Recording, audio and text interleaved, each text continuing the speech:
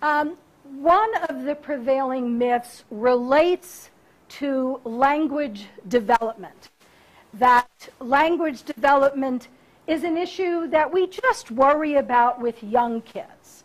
You know, we certainly are concerned as parents and grandparents about our little ones engaging in interaction and talking and doing all those good things. And then we send them to school and, you know, maybe we think language has something to do with their learning in kindergarten and first grade and, oh, maybe even second grade. When you start getting up into the secondary school years, middle, junior, and high school, we do not pay much attention at all to the notion that oral language is a significant enough factor to pay attention to with adolescents. And that, as I say, is a myth. The reality is that we, first of all, one of the realities, there are many realities related to this language development issue, but with specific respect to the oral language component, we sometimes find adolescents who do have oral language difficulties that they mask.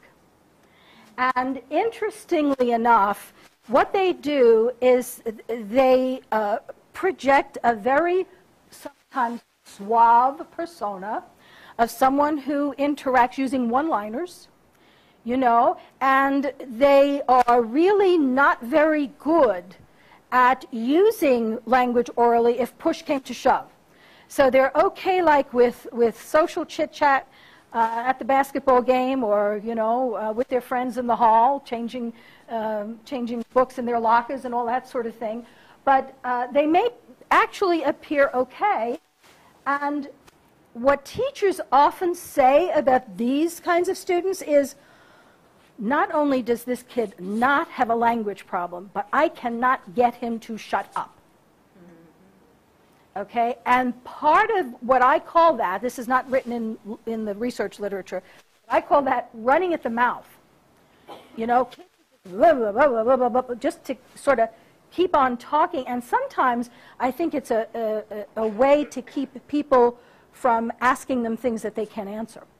Or because they don't necessarily follow conversations that well, they just keep talking to keep from other people from talking. So that is one kind of situation I think that we have to be aware of, that there are students who do continue to struggle with oral language well into adolescence, but they mask their problems.